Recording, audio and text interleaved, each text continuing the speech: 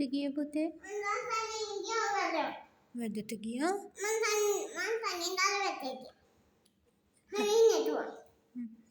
තව ටිකකින් එයි. මගේ පුතාට පාළුයිද? තාත්ති නැතුව? අනේ.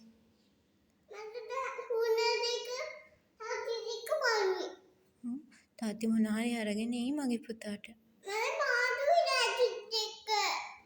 අපි තාත්ති එනකම් බලාගෙන ඉමු. පුතා තාත්තිට ආදරෙයිද?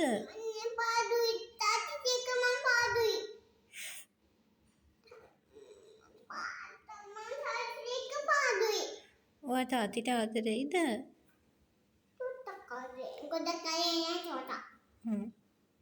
ගොඩක් ආදරේ කාටද මගේ පුතා?